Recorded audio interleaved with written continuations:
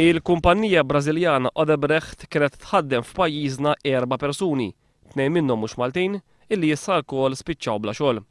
Bil-kontra tal-impressjoni li tal-Prim Ministru, din il-kumpanija kienet topera minn uffiċċju żgħar ta' Sliema, kif ikkonfermat permezz ta' filmati mxandra minn One News fl-aħħar sigħat u ma kellha ebda headquarters f'pajjiżna. Xi ħaġa li hija konfermata wkoll mill-kumpanija nifisha. Fil-fatt, ħarsta lejn il-website ta' Odebrecht tikkonferma li din il-kumpanija Brażiljana hija rrappreżentata f'mill-inqas 23 pajjiż madwar id-dinja, fl-Amerika t'isfel, fl-Ewropa, fl-Istati Uniti u fl-Asja fost oħrajn. Malta iżda mija mniżla imkien mal-pajjiżi fejn l-Odebrecht hija rrappreżentata.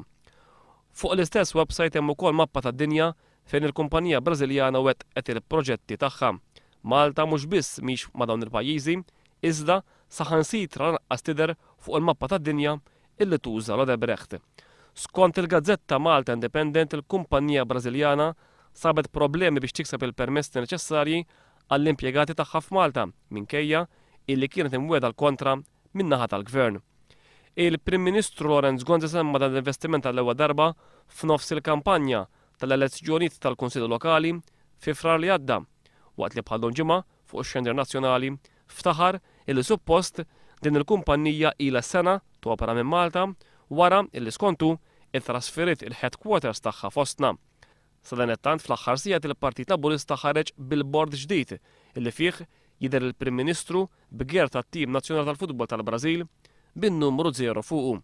F'istqarrija l-Partit Laburista qal li Lorenz Gonzi għażel li jipprova jiskorja gol politiku dwar din il-kumpanija iżda dwar lanqas jirrealizza li l-ballun spiċċa fil-lasta tiegħu stess.